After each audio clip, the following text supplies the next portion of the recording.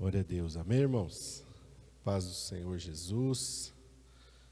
Nós louvamos ao Senhor por mais um dia podermos estar na presença do Senhor, na casa do Senhor, e isso é um privilégio, né?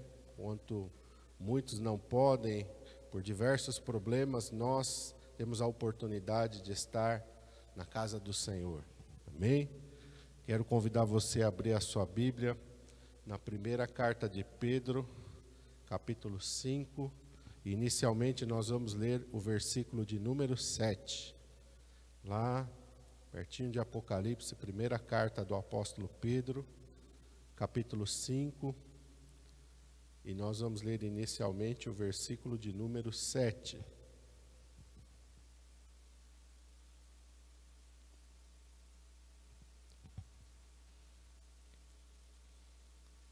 Está escrito assim: lançando sobre ele toda a vossa ansiedade, porque ele tem cuidado de vós. Vamos orar. Pai, em nome de Jesus, nós estamos diante da tua presença nesta manhã, em que nós, ó Senhor, pudemos sentir a tua presença, através do louvor, através da adoração, e a tua palavra diz que no meio dos louvores o Senhor habita. E Deus, neste momento, nós estamos diante da tua palavra, uma palavra viva e verdadeira, palavra que não é de homens, mas que é do Senhor. Meu Deus, eis-me aqui, Senhor, como um instrumento nas tuas mãos. Usa-me, Senhor, conforme a tua vontade, na unção e no poder do teu Espírito Santo, ó Pai.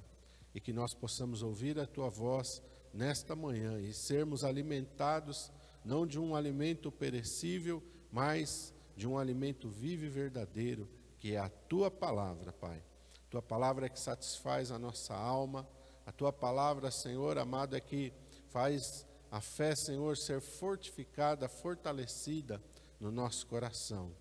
Nós possamos nos alicerçar nesta palavra fiel, nesta palavra verdadeira, Senhor, e nos alimentarmos dela, é o que nós te pedimos nesta manhã, em nome de Jesus.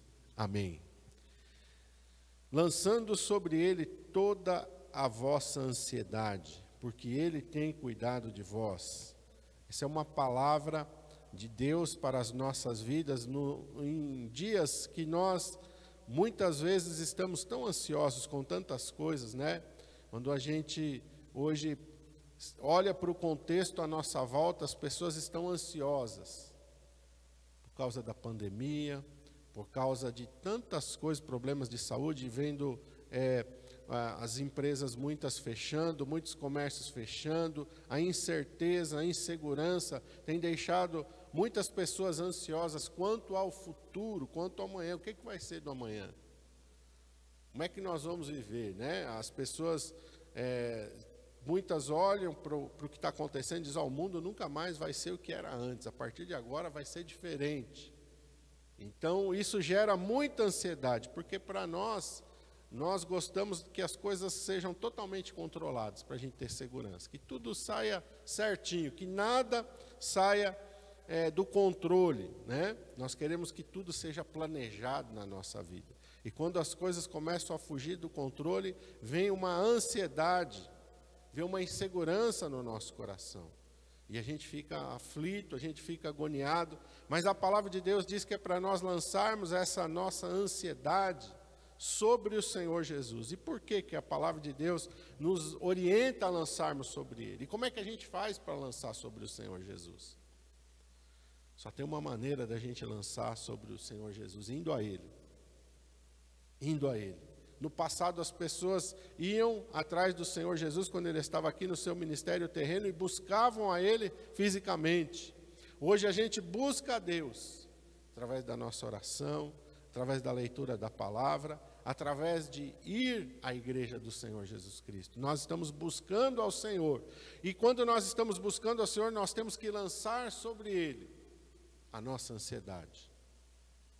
E quando a palavra de Deus fala para lançar sobre Ele a nossa ansiedade, eu me lembro daquela passagem da mulher cirofenícia, que estava com a sua filha endemoniada, em casa enferma, terrivelmente atormentada, e ela estava então tomada de angústia, de ansiedade. A palavra de Deus diz que ela vai atrás do Senhor Jesus.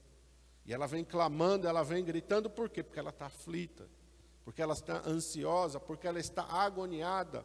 Ela não tem capacidade nela para que a sua filha seja curada. Quem sabe ela já tivesse procurado algum médico, quem sabe ela já tivesse buscado algum tratamento e nada resolveu, então ela foi atrás do Senhor Jesus. Como aquela mulher do fluxo de sangue, que a palavra de Deus diz que ela gastou todos os seus bens com os médicos e a Bíblia diz que não adiantou nada, antes a situação dela se agravou mais. Ela estava ansiosa, ela estava aflita e ela foi atrás do Senhor para lançar sobre ele a sua ansiedade. E elas fizeram isso de uma maneira em que elas abriram seu coração para o Senhor. Em que elas pela fé tocaram no Senhor. E da mesma maneira hoje nós temos que abrir o nosso coração para o Senhor. Clamar a Ele. Ele nos ensina lá no livro do profeta Jeremias: clama a mim e eu responder-te-ei. Então é isso que é lançar a nossa ansiedade, é tocar no Senhor pela fé, é abrir o nosso coração para Ele. Por quê? O apóstolo Pedro diz: porque Ele tem cuidado de nós. Deus é quem cuida das nossas vidas, e quando fala de cuidado, eu me lembro do Senhor Jesus Cristo declarando: eu sou o bom pastor. O bom pastor dá a sua vida pelas ovelhas. Jesus é o bom pastor da nossa vida, Jesus é o bom pastor da nossa alma.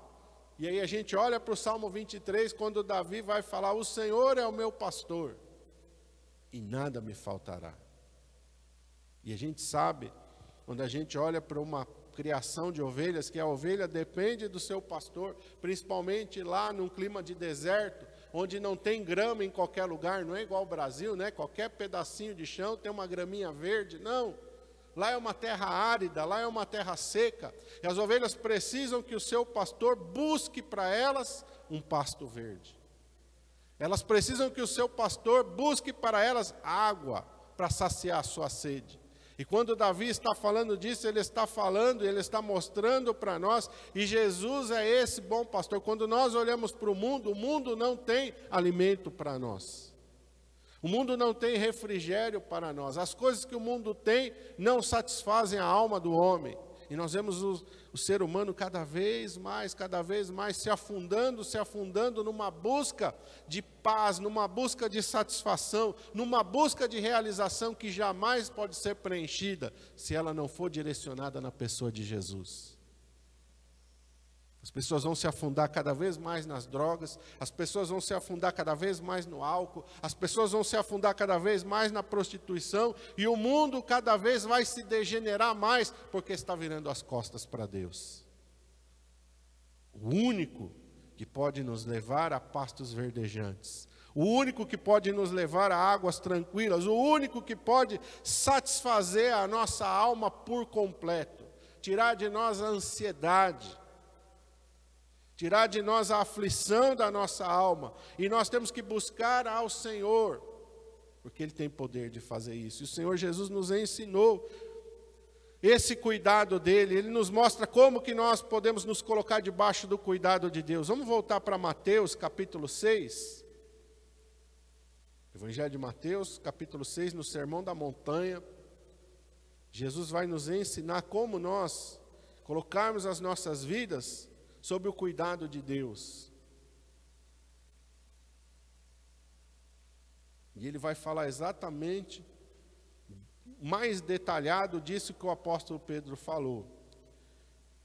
Evangelho de Mateus, capítulo 6, versículo 25 em diante, diz: por isso vos digo, não andeis cuidadosos quanto à vossa vida, pelo que haveis de beber, pelo que haveis de comer, ou pelo que haveis de beber, nem quanto ao vosso corpo, pelo que haveis de vestir. Não é a vida mais do que o mantimento, e o corpo mais do que a vestimenta? Olhai para as aves do céu, que não semeiam, nem cegam, nem ajuntam em celeiros, e vosso Pai Celestial as alimenta. Não tendes vós muito mais valor do que elas? E qual de vós poderá, com todos os seus cuidados, acrescentar um côvado à sua estatura? E quanto ao vestuário, por que andais solícitos? Olhai para os lírios do campo, como eles crescem, não trabalham, nem fiam. E eu vos digo que nem mesmo Salomão, em toda a sua glória, se vestiu como qualquer deles. Pois se Deus assim veste a erva do campo, que hoje existe, amanhã é lançada no forno, não vos vestirá muito mais a vós, homens de pequena fé? Não andeis, pois, inquietos, dizendo, que comeremos, ou que beberemos, ou com que nos vestiremos, porque todas estas coisas os gentios procuram. De certo, vosso Pai Celestial bem sabe que necessitais de todas estas coisas, mas buscai primeiro o reino de Deus e a sua justiça, e todas estas coisas vos serão acrescentadas. Não vos inquieteis, pois, pelo dia de amanhã, porque o dia de amanhã cuidará de si mesmo, basta a cada dia o seu mal. Amém? Obrigado, Carolina, pela água. Jesus está contando aqui uma ilustração muito importante para as nossas vidas. E ele está falando exatamente da ansiedade da nossa vida. Quem é que não anda ansioso com o seu futuro? Quem é que não fica pensando, meu Deus, eu tenho conta para pagar, Senhor, como é que eu vou fazer? Ah, Senhor, todos nós somos afligidos por isso no nosso dia a dia. O que vai ser amanhã? Será que eu vou me aposentar com uma boa aposentadoria? Será que eu vou ter condições de pagar um plano de saúde? Será que eu vou conseguir quitar minha casa? Será que eu vou conseguir trocar meu carro? São coisas do nosso cotidiano e do nosso dia a dia, mas Jesus está falando para não deixarmos isso tomar conta da nossa vida. Não deixar isso tomar conta da nossa vida. Isso não pode ser às 24 horas do nosso dia, a nossa mente pensando nisso. Sabe por quê? Porque senão não vai sobrar tempo para Deus. E essas preocupações, elas vão ser inimigas da nossa fé. Porque se você ficar olhando para as circunstâncias, você vai ficar aflito, e a aflição é falta de segurança, e a falta de segurança, falta de fé. Jesus diz para nós não andarmos ansiosos com o dia de amanhã. E hoje a gente olhando para esse quadro que nós estamos vivendo e vendo muitas pessoas morrendo, realmente. Às vezes a pessoa tem lá um planejamento para uma vida tão longa e de repente veio aí a pandemia, veio o vírus e ela foi embora e todo aquele planejamento e todo aquele projeto ficou. Então o que é mais importante? Jesus nos ensina a colocarmos as coisas no seu devido lugar. Ele vai falar isso lá no versículo 33, buscai primeiro o reino de Deus e a sua justiça. Por que é importante buscar em primeiro lugar o reino de Deus e a sua justiça? Porque a nossa vida nessa terra, ela é passageira. Ela passa, e passa rápido. Passa muito rápido, e nós não sabemos quando é o momento que nós vamos encontrar com Deus. Os sinais estão se cumprindo, nós estamos vendo que a volta de Jesus se aproxima, mas quem é que garante que nós vamos chegar e ver o arrebatamento? Quem é que diz que nós não vamos ir antes? E a palavra de Deus diz que nós temos que estar preparados para encontrarmos com o nosso Deus.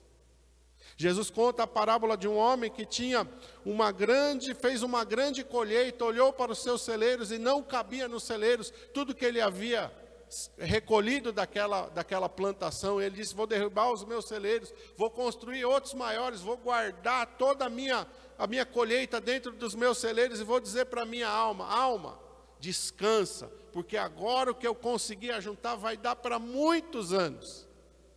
E Deus disse, louco, essa noite eu vou pedir a tua alma.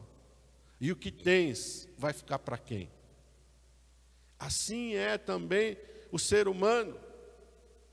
Ninguém sabe o dia da partida. Mas uma coisa é certa, todos nós vamos partir. Uns mais cedo, outros mais tarde. E quem é que sabe quando é que vai morrer? Ninguém.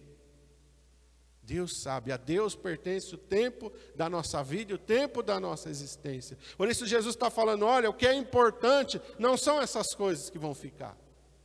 O que é importante é o reino de Deus e a sua justiça. O que é importante é onde você vai passar a sua eternidade. É importante como você vai se apresentar diante de Deus. É isso que é importante. Mas por que a gente anda ansioso?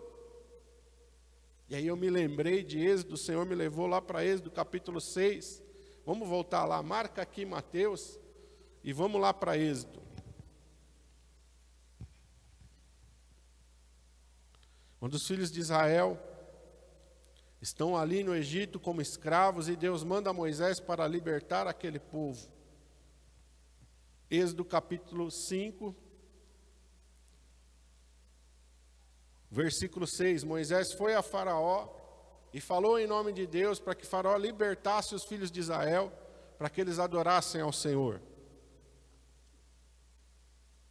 E diz assim: portanto deu Faraó ordem naquele mesmo dia aos exatores do povo e aos seus oficiais, dizendo: daqui em diante não torneis a dar palha ao povo para fazer tijolos, como fizestes ontem e anteontem. Vão eles mesmos e colham palha para si, e lhes imporeis a conta dos tijolos que fizeram ontem e anteontem. Nada diminuireis dela, porque eles estão ociosos. Por isso clamam dizendo: vamos, sacrifiquemos ao nosso Deus. Agrave-se o seu serviço sobre eles, para que se ocupem nele, e não confiem em palavras de mentira.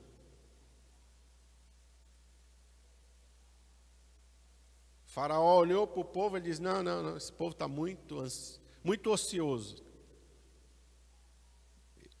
Por isso eles estão falando em adorar a Deus. Vou aumentar a carga, vou aumentar o trabalho, vou aumentar a aflição, para que eles não tenham tempo de pensar em Deus. Quem é que está usando essa estratégia hoje no mundo? Satanás. Porque a palavra de Deus diz que Satanás é quem governa o curso deste mundo, Efésios capítulo 2.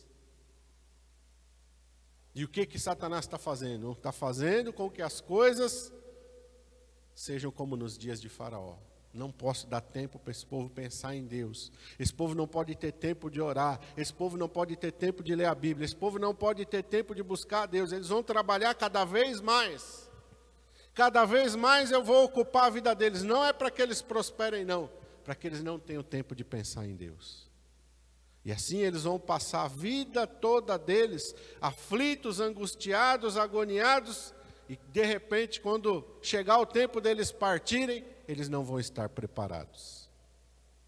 A mesma estratégia que Faraó usou ali para oprimir ainda mais os filhos de Israel, Satanás usa nestes dias para afligir ainda mais aqueles que não depositam em Deus a sua confiança.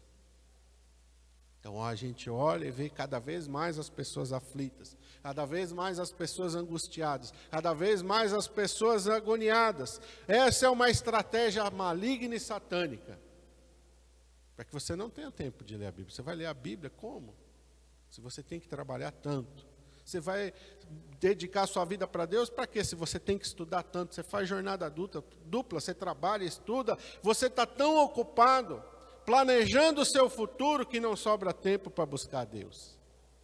Mas se chegar o dia da tua partida, o que adiantou? Você trabalhar tanto, você se esforçar tanto, se a tua vida é espiritual, se o reino de Deus foi negligenciado da tua vida e ficou em segundo lugar, o que adiantou para aquele homem ter uma colheita tão grande em celeiros que dava para muitos anos, se Deus disse: você não vai ter tempo de gozar disso. Eu vou pedir a tua alma antes. Chegou o tempo da tua partida antes do que você esperava, porque todo mundo espera viver até 100 anos, morrer bem velhinho, né? Todo mundo espera isso. Não, vou viver bastante. Ninguém está esperando morrer amanhã. Mas para algumas pessoas a morte chega antes, muito antes do que elas esperavam. E aí, o que fazer? E Jesus nos ensina a buscar em primeiro lugar o seu reino e a sua justiça, lançar sobre ele a sua ansiedade. Deus vai cuidar da sua vida, Deus sabe, e aqui Jesus vai falar isso, Deus sabe que você precisa comer, Deus sabe que você precisa ter uma casa para morar, Deus sabe que você precisa se vestir, Deus sabe que você tem necessidades que precisam ser supridas, e Jesus fala isso em Mateus capítulo 6. Mas ele está falando: olha, tira o teu foco disso e olha para os lírios do campo, olha para os passarinhos. Deus está cuidando deles, Deus não vai cuidar de você. Você tem muito mais valor para Deus do que os lírios do campo. Você tem muito mais valor para Deus do que os pássaros. Se Deus está cuidando deles, Deus também vai cuidar da tua vida. É necessário buscar em primeiro lugar o reino de Deus e a sua justiça. Não ande inquieto pelo dia de amanhã. Versículo 34, quando Jesus está encerrando esse ensinamento, não ande inquieto pelo dia de amanhã. O que eu vou comer amanhã? Não. Planeje o teu dia hoje. E às vezes a gente faz assim uma análise do nosso dia. Quanto desse tempo que Deus nos dá, nós temos separado para Ele? Deus nos dá 24 horas todos os dias. Quanto dessas 24 horas nós gastamos com Deus? A Bíblia diz: ajuntai tesouro no céu. Aqui nesse mesmo Sermão da Montanha, Jesus vai falar. Versículo 19: não ajunteis tesouros na terra, onde a traça e a ferrugem tudo consomem, onde os ladrões minam e roubam, mas ajuntai tesouro no céu, onde nem a traça nem a ferrugem consomem, onde os ladrões não minam e roubam, porque onde estiver o vosso tesouro, aí também estará o vosso coração. Onde é que está o teu tesouro? O que tem ocupado a tua vida? É aqui nessa terra ou é na eternidade? Quando a gente está com os nossos olhos na eternidade, nós temos coragem para fazer o que Moisés fez. Saiu do palácio e foi para o meio do povo para cumprir a vontade de Deus. Porque ele não estava pensando no agora, ele estava olhando para a eternidade. Se ele olhasse para o agora, imagina, sair do palácio e ser lá um escravo no meio do povo, e ser um pastor de ovelhas. Que isso, está doido? Que projeto de vida é esse de Moisés? Que projeto de vida é esse? Moisés não estava pensando só aqui. Moisés estava olhando para a eternidade. Porque ele olhou para a eternidade, ele foi capaz de fazer aquilo que Deus queria que ele fizesse. Se você ficar olhando só para as coisas desta vida, você não vai ser capaz de fazer aquilo que Deus quer que você faça. Porque você vai estar sempre ansioso. Não, mas espera aí, vou fazer isso? Não, Senhor, eu tenho que trabalhar, porque se eu não trabalhar, eu não pago o meu aluguel. Se eu não trabalhar, eu não pago a prestação da minha casa. Se eu não trabalhar, eu não pago a prestação do meu carro. Se eu não trabalhar, eu não consigo o meu plano de saúde. A gente vai estar sempre preocupado com coisas que no dia que a gente morrer, não tem nenhum valor na nossa vida espiritual. Não acrescenta nada na nossa vida espiritual. O que acrescenta na nossa vida espiritual é o tempo que nós dedicamos a Deus. Coloque a tua prioridade em Deus, nas coisas de Deus e do reino de Deus. Você vai ter que trabalhar, vai. Você vai ter que estudar, vai. Mas o que você vai fazer? Não negligencie a tua vida com Deus. Tem o teu tempo de oração diário, tem o teu tempo de leitura da palavra diário, tem o teu compromisso de ir na igreja, na casa de Deus, de buscar a Deus em primeiro lugar.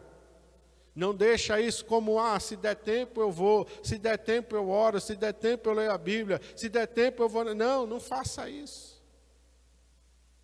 Porque se você fizer isso, se você não buscar o reino de Deus em primeiro lugar e a sua justiça, você não pode gozar da provisão de Deus na sua vida.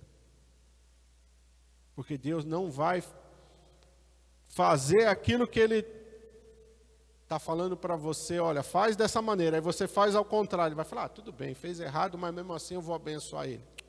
Não é assim que funcionam as coisas de Deus.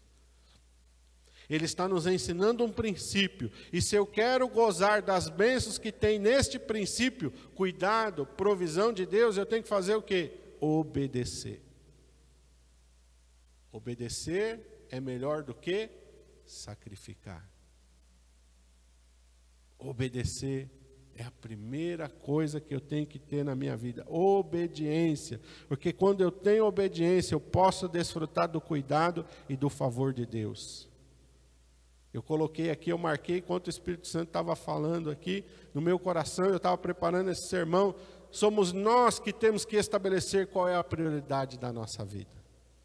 Cada um estabelece qual é a prioridade da sua vida. Eu não posso transferir isso para outra pessoa. Isso é uma responsabilidade minha. Porque no dia que eu chegar diante de Deus, Deus vai me cobrar da minha vida. Qual é a prioridade da tua vida? Qual foi a prioridade da tua vida? Ah, eu não sei. Não, como assim você não sabe? Sabe sim. Eu tenho que decidir o que é mais importante para mim. E o apóstolo Paulo fala em Efésios 5,16, em Colossenses 4,5, nós temos que remir o tempo. O que é remir o tempo? Eu tenho que controlar meu tempo. Aproveitar o meu tempo. Organizar o meu tempo de uma maneira que ele seja produtivo. Produtivo em que sentido? Não no sentido do mundo. No sentido de Deus. No sentido que eu não posso negligenciar uma vida espiritual. No sentido que eu não posso negligenciar uma eternidade. No sentido que eu não posso negligenciar aquilo que Jesus falou, ajuntai tesouros no céu. Como é que você ajunta tesouro no céu? Não dá para fazer uma transferência. Ó, tem uma conta aqui no Itaú, ó, faz uma transferência lá para o céu, lá que eu preciso ajuntar tesouro lá. A Bíblia mandou, não dá para fazer isso. Como é que a gente ajunta tesouro no céu? Vivendo uma vida com Deus. Gastando tempo com Deus.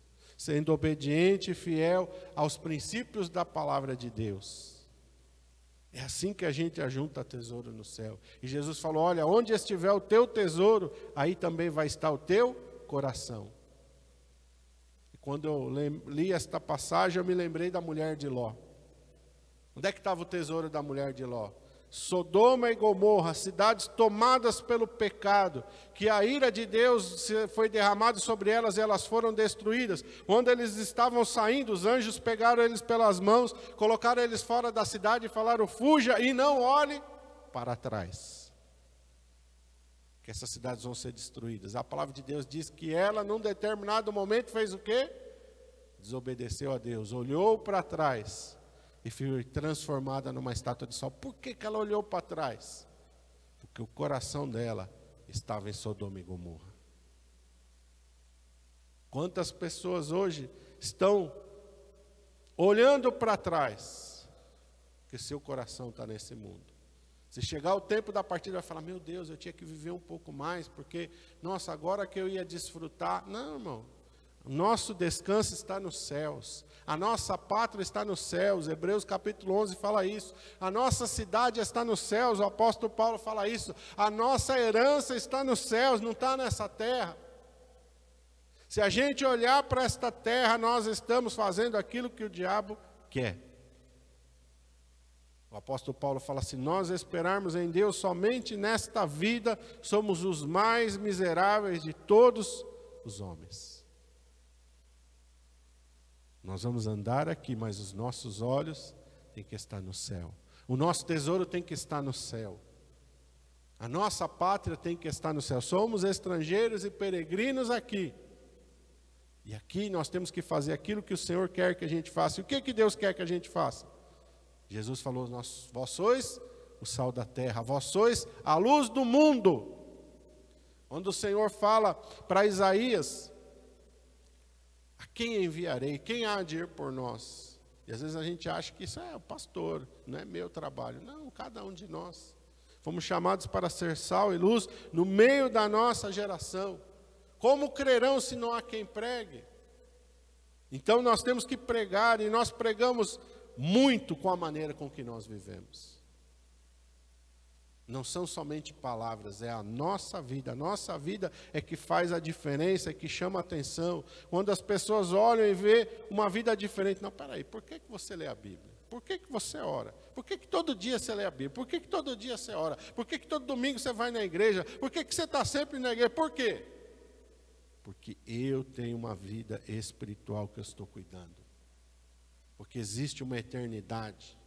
Ah, eu não acredito. Uma coisa eu estava meditando, eu estava pensando, nós vivemos em dias que as pessoas desprezam a Bíblia, desprezam a palavra de Deus.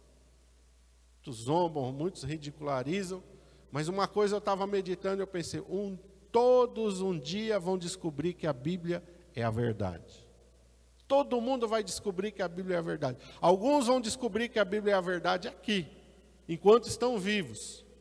E vão viver uma vida com Deus, da maneira que Deus quer.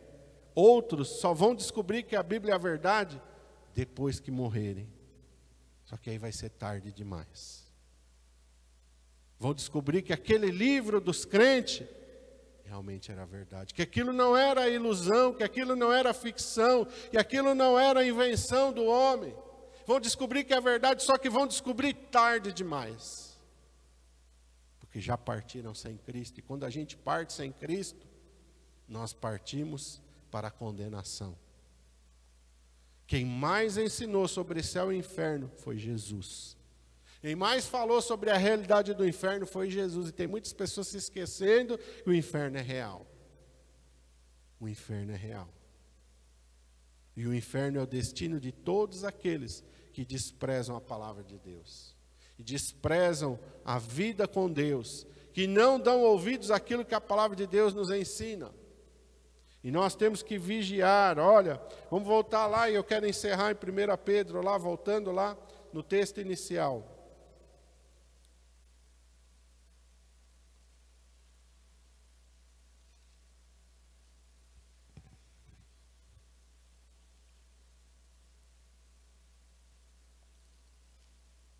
Só que eu quero ler o versículo 8,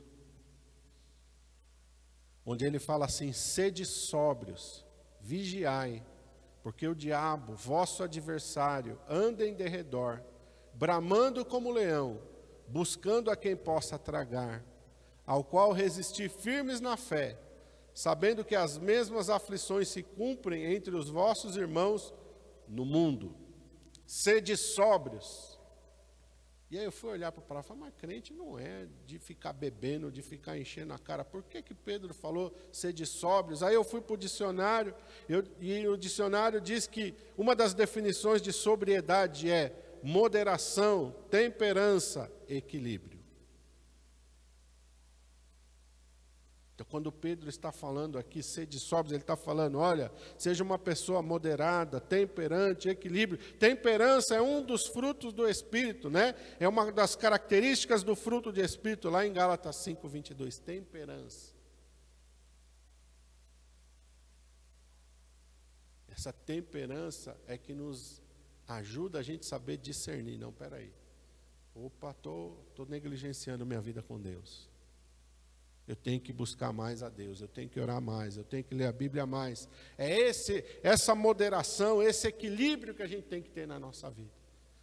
Saber, peraí, não, olha, eu estou aqui numa corrida, peraí, eu estou correndo demais, estou negligenciando a minha vida com Deus. Olha, não estou tendo tempo de orar, não estou tendo tempo de ler a Bíblia, não estou tendo tempo de ir na igreja. Não, peraí, alguma coisa está errada na minha vida, eu tenho que mudar isso. É isso que Pedro está falando: sede sóbrios, não se envolva. Porque o que o álcool faz? Quando a pessoa ingere o álcool, ela começa a perder o quê?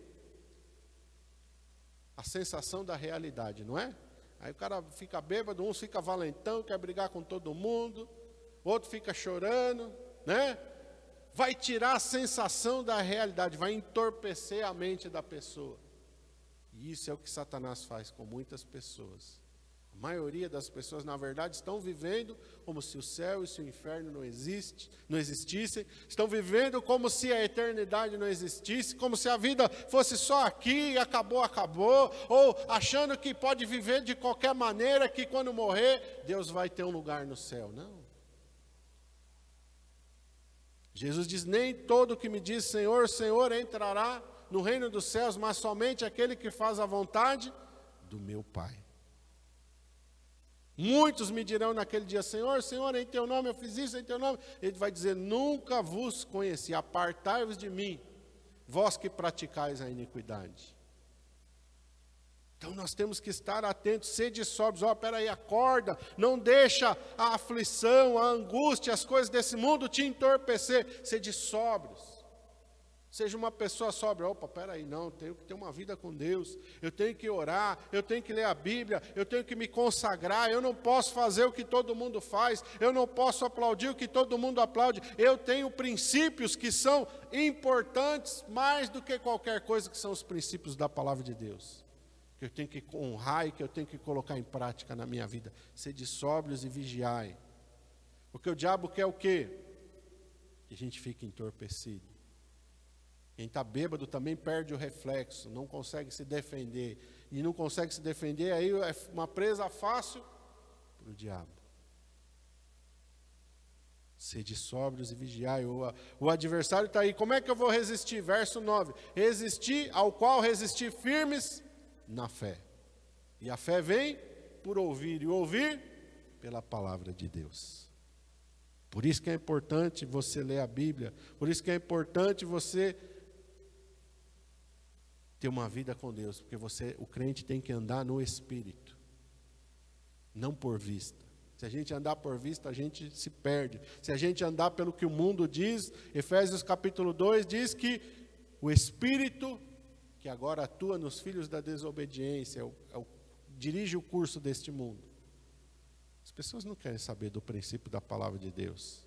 Não, isso aqui é coisa de fundamentalista, isso é coisa de pessoa ultrapassada, isso está lá no passado, agora é outro tempo. É isso que o diabo quer que você e eu pensemos. Mas que nós possamos colocar os nossos olhos no Senhor Jesus e obedecer e viver a sua palavra. Feche os teus olhos, curve a tua cabeça, Pai. Nesta manhã nós estamos aqui diante da tua presença, te louvando e te agradecendo. Meu Deus, é tempo de nós estarmos atentos e despertos e vigilantes. Não é tempo, Senhor, de estarmos adormecidos. O Senhor conta uma parábola sobre 10 virgens. 5 nécias, 5 prudentes. 5 estavam com as suas lâmpadas cheias de azeite, tinham mais azeite na botija, mas 5, a tua palavra diz que não se importaram muito com ter azeite de extra, eles estavam só com seu azeite na lâmpada, mas atrasando ou demorando o noivo, acabou o azeite daquelas. Todas ficaram meio que adormecidas, mas quando ouviu-se o grito, eis aí o noivo, saía ao seu encontro, as que não tinham levado azeite, reserva, não tinham azeite nas suas lâmpadas, não estavam preparadas para encontrar o noivo. O resumo desta parábola é isso. Existem pessoas que mesmo sendo noiva, porque noiva é quem está na igreja, noiva do Cordeiro não é quem está no mundo, noiva do Cordeiro é quem está na igreja. Às vezes a pessoa está dentro da igreja, mas está negligenciando a sua vida com Deus. O azeite na palavra de Deus é o símbolo do Espírito Santo. Não vive uma vida guiada e dirigida pelo Espírito Santo. Está dentro da igreja, mas está adormecido, está entorpecido pelas coisas do mundo, está fazendo aquilo que o mundo faz, está se deixando ser contaminado pelos princípios do mundo. Mas 5 eram prudentes e estavam com azeite nas suas lâmpadas e azeite nas botijas, estavam andando no Espírito.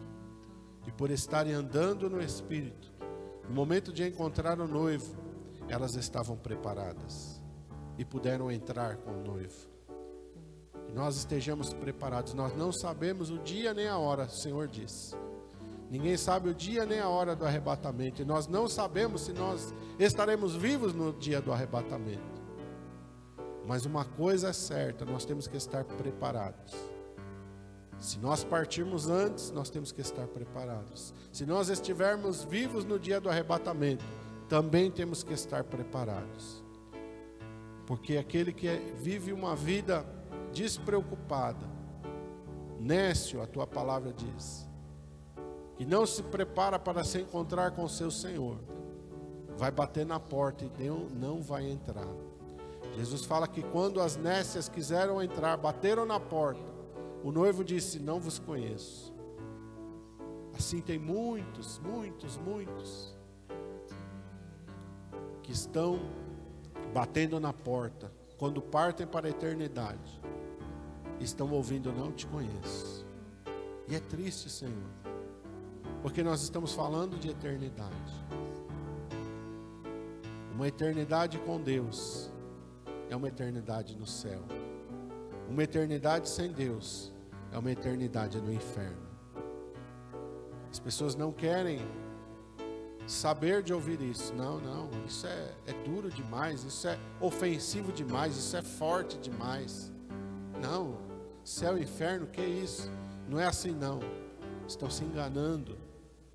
Mas quando partirem desta terra, vão descobrir que essa palavra é a verdade. E se não estiverem prontos, vai ser tarde demais. Nos ajuda, Senhor, nos desperta, aviva, Senhor, o nosso coração e a nossa alma. Nós estejamos, ó Senhor amado, atentos, sóbrios, vigilantes, preparados para nos encontrar com o Senhor.